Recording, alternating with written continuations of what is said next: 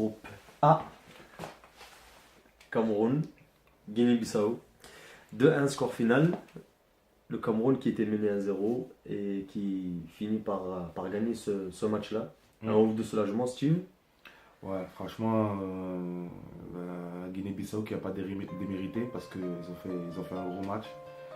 Malgré notre supposé favoritisme et supériorité, on a vu que la Guinée-Bissau, franchement, ils ont bien joué, ils ont été joueurs, ils ont de bons joueurs techniquement, ils ont fait mal.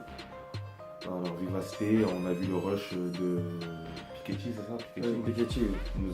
Qui nous a fait mal. Alors, je pense que nous, on a couru plusieurs erreurs sur ce but, mais on a vu qu'ils n'ont pas démérité et je pense qu'ils vont donner du fil au retordre pour leur dernier match de poule. Bon, je veux tout d'abord revenir très rapidement sur la composition de l'équipe qui, moi, en la voyant au départ, j'étais surpris par les choix de l'entraîneur camerounais. Par exemple, un jeune comme Ndji, que moi j'aime bien, et en tant que Marseillais, qui, faut le dire, il a peut-être mangé la feuille du match, le dernier match, et on le retrouve encore une fois titulaire, avec Mokonjo qui joue dans l'animation offensive mais avait un rôle plus reculé. Je te laisse lire la compo et tu me donnes tes impressions. De toute façon, pour le gardien de la défense, c'était du classique, ça n'a pas changé du premier match. On a Ondo au gardien. En charnière, on a Teke et Ngadeu.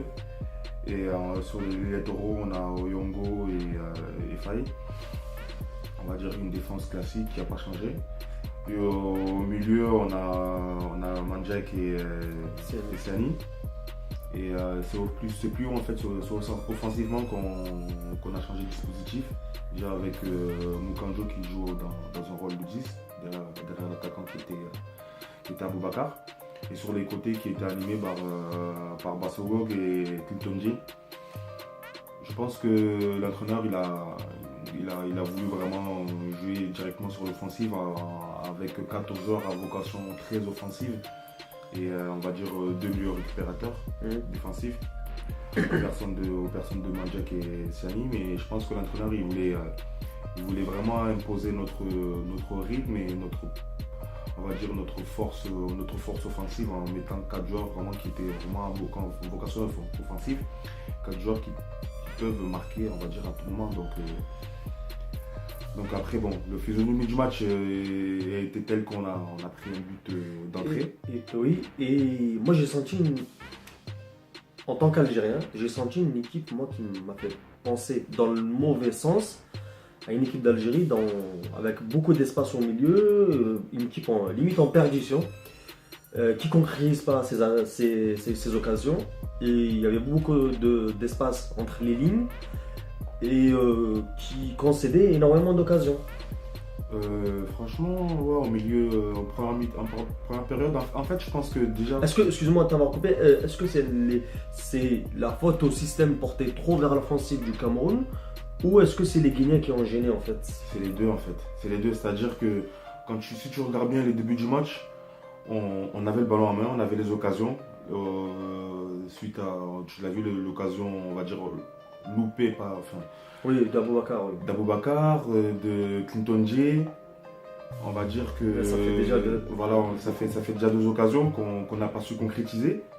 Et on se fait surprendre sur un rush de Piketty qui, je pense que pour ma part, en tant que moi je joue au foot et je pense que quand un joueur aussi rapide il part en contre-attaque, tu dois faire faute avant. Bien avant. Quitte à prendre un jaune, tu dois faire faute pour que tout le monde, on appelle ça des fautes intelligentes, tu fais faute pour que le bloc se replace, les joueurs se replacent et on n'a pas su faire cette faute et je pense que ce but a donné vraiment confiance à une équipe de la Guinée qui est déjà des joueurs techniques. Alors les manches de Piketty qui joue au Portugal à Braga. Donc je pense que tu donnes confiance à n'importe quelle équipe, surtout à cette équipe. Je pense qu'on s'est mis nous-mêmes dans de sales draps. Mais après, en deuxième mi-temps, on est revenu avec de meilleures intentions. Déjà à la sortie de Clinton J. Remplacé par Aboubakar. Toko Ekambi, oui. Et Toko Ekambi que nous avait j'aimerais revenir au moins un peu. J'aimerais revenir Je dirais pas plus en détail, mais très rapidement sur les remplacements. Et tout à l'heure, on en avait parlé. Je t'ai dit, je fais une remarque. Premier changement camerounais, Toko Ekambi rentre, égalisation. Il veut assurer, solidifier son milieu de terrain et donc il fait sortir Mandjek et fait rentrer Nkoulou, qui est un joueur plus technique, même s'il est défenseur, il est très technique, l'ancien Marseillais, et qui apporte une solidité défensive. Et donc le Cameroun marque le deuxième but par un gars 2. Ouais, franchement, on va dire que l'entraîneur, il a bien vu. Déjà, premièrement, on marque ce but. Vaut mieux tard que jamais, en fait. On marque ce but parce qu'on a quand même poussé. On a mérité parce qu'on a repris les choses en main. Comme je t'ai dit, à la rentrée à la sortie de Clito NG et de la rentrée de Toko Ekambi, qui nous a vraiment apporté énormément du bien sur le côté. Bassogok sur l'autre côté qui continue à faire mal. Bassogok, c'est-à-dire il rentrait, même si à quelques fois c'était brouillon, mais il sentait qu'il avait envie, il y allait. Toko Ekambi qui nous a apporté vraiment de la justesse technique, de la percussion. Et je pense qu'il est, certes, il est beaucoup moins rapide que Clinton J. On va dire qu'il est beaucoup moins brouillon, il est beaucoup plus efficace. Beaucoup plus mature. C'est à l'image de ses matchs en Ligue 1 en fait. Exactement. Il fait des très bons matchs en Ligue 1. Exactement. Et on a eu un Mokanjo qui était, on va dire, à certains moments plus haut et plus concerné. Du coup, on a pu égaliser suite à une frappe lointaine de Siani. Et en fait, la rentrée de Nkoulou, il nous a fait du bien au milieu de terrain parce qu'on a vu ces joueurs guinéens qui étaient fatigués. Je pense que les Guinéens étaient fatigués, ils avaient tout donné, ils ne s'attendaient pas que les Camerounais reviennent au score. Je pense que leur idée principale était de tenir le score jusqu'à la fin du match et de profiter de quelques erreurs en contre-attaque de la part des Camerounais. Mais je pense que nous, on a fait le match et à la rentrée de Nico Nkoulou au milieu nous a fait vraiment du bien.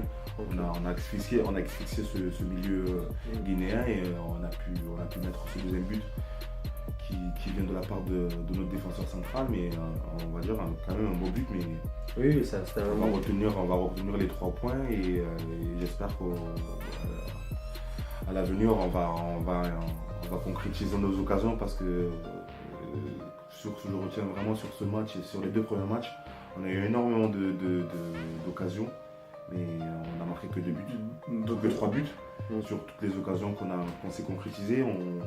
On devait avoir 6 points. On a 4 points, c'est déjà bien, on devait avoir 6 points. Et... Rappelle-le que le Gabon a fait match nul contre le Burkina. Donc nous avons, comme on peut le voir sur ce tableau, le Cameroun qui est d'ores et déjà premier de la poule avec 4 points, suivi donc du Burkina et du Gabon avec 2 points chacun, et la Guinée dernier avec un seul point, qui peut encore avoir une chance de se qualifier pour le quart de finale. Rien n'est joué dans ce jeu. Rien n'est joué, tout le monde peut se qualifier. Pour nous, on va dire que la tâche est un peu moins, pas plus facile, mais moins compliquée, parce que c'est pas facile de jouer le Gabon au Gabon. Attention, parce que si le Cameroun perd son dernier match contre le Gabon va se retrouver à 5 points. Si Burkina bat le Guinée, les 2 se qualifient. Oui, mais c'est comme je t'ai dit, il n'y a rien qui. Donc on n'a pas une tâche facile, contrairement à ce que tu m'as dit. Le Cameroun prend une option. Oui, ça reste une simple option en fait. Oui, on a une tâche moins compliquée que le Gabon parce que le Gabon, eux, ils doivent nous gagner. Parce que alors que nous, on a besoin d'un match nul pour se qualifier. Pour terminer premier de la poule et se qualifier. Okay. Donc après, si on doit gagner, on ne va pas se priver. C'est un derby. C'est un derby frontalier. Le Gabon et le Cameroun, c'est comme des frères et des cousins. Donc si on doit gagner, on va gagner. Mais je pense que le Gabon aura une tâche ardue de cette pression et au risque de se faire sortir au premier tour. C'est une transition toute faite, comme tu dis. Donc le Gabon, Cameroun, c'est des frères, c'est des pays voisins. Demain, C'est un autre derby maghrébin, Algérie-Tunisie, à 17h. Moi, franchement, compliqué. je stresse déjà. Déjà, qu'est-ce que tu en penses avec un œil un peu neutre, on va dire, déjà de ce Je derby-là? pense que. Ayant déjà que l'Algérie, ils ont fait on va dire un faux pas contre le Zimbabwe, ils ont fait match nul. Et la Tunisie qui a perdu 2-0 contre le Sénégal, mais qui aurait pu peut-être espérer faire mieux que Je pense que l'Algérie, ils doivent. Pardon. Je pense que l'Algérie doivent commencer leur match de meilleure façon que leur premier match parce que la Tunisie ils vont arriver avec le couteau entre les dents serré. Non, mais ce que je veux dire, moi, au vu de ce que tu as vu des deux matchs, des deux sélections, Oui, mais c'est ce que je te dis. est-ce que tu penses que l'Algérie peut le faire? Au vu des erreurs défensives énormes. Bien sûr qu'ils peuvent le faire parce que c'est un premier match. Les matchs ils sont faits, et ils regardent les vidéos, les erreurs elles sont faites pour être corrigées. Il faut faire des erreurs pour pouvoir les corriger. Et après, comme je t'ai dit, l'entame du match de l'Algérie elle doit être meilleure que celle qu'ils ont fait au premier match. Parce que comme je t'ai dit, les Tunisiens ils vont venir le couteau entre les dents parce que le 2-0 qu'ils ont pris contre le Sénégal, le ils n'ont pas le choix, là. Ils doivent absolument gagner. Ça reflétait pas totalement le match parce que encore 1-0 j'ai compris, mais 2-0 c'est sévère. Et je pense que la Tunisie ils auront à cœur de se racheter et ils vont tout donner. Et je pense que l'Algérie là, on va vraiment voir si l'Algérie et ce match ils sont favoris. C'est le match qu'il faut. Ils doivent prouver, ils vont dire que oui, on est favoris. On a attribué au premier match, voilà. On se rattrape contre une Tunisie qui vient le couteau entre les dents, qui aussi a de grandes ambitions sur cette CAN. Et voilà, ça sera à l'Algérie de s'imposer et de sortir les muscles, quoi. Ok. Je te remercie Steve en tout cas pour cette intervention-là, pour ton analyse pour le match du Cameroun. Donc encore une fois, le fidèle supporter camerounais qui suit son équipe. Je te souhaite en tout cas bonne chance pour les Lions indomptables pour le prochain match contre le Gabon et une qualification. Moi, je persiste et je signe encore une fois. Je les voyais au dernier carré donc, de la CAN. Je les vois les grands favoris, le grand retour des grands. Je reste encore sur ma position. On verra. Je pense que à cette heure-ci, il faut prendre les matchs comme ils c'est vrai qu'ils viennent. Les sélections, les petites sélections entre guillemets, nous ont prouvé qu'il n'y a plus de petits, il n'y a plus de grands. Voilà, je pense que déjà les grandes sélections, on va dire qu'ils ont baissé d'un cran et les petites sélections, ils ont monté d'un cran. Donc je pense qu'il y a une homogénéité dans cette CAN qui est pas pour nous déplaire parce que les matchs sont serrés et plaisants. Oui, c'est vrai. Et je pense que voilà, il faut prendre les matchs les uns après les autres, ne pas se prendre pour qui on n'est pas parce qu'on a bien vu sur ce match qu'on a failli se faire piéger par la Guinée. C'est vrai. Donc il n'y a pas de petite nation et il faut gagner les matchs, il faut les disputer parce que les matchs sont disputés. Ok. Merci encore une fois. N'hésitez pas à partager, à liker le contenu si vous a plu. J'attire votre attention sur un contenu que je vais publier en même temps que cette vidéo là qui traitera donc le match de demain tant attendu donc entre la Tunisie et l'Algérie où j'aborderai la tactique à adopter pour gagner la Tunisie. Donc je te laisse le dernier mot, mon lieu indomptable.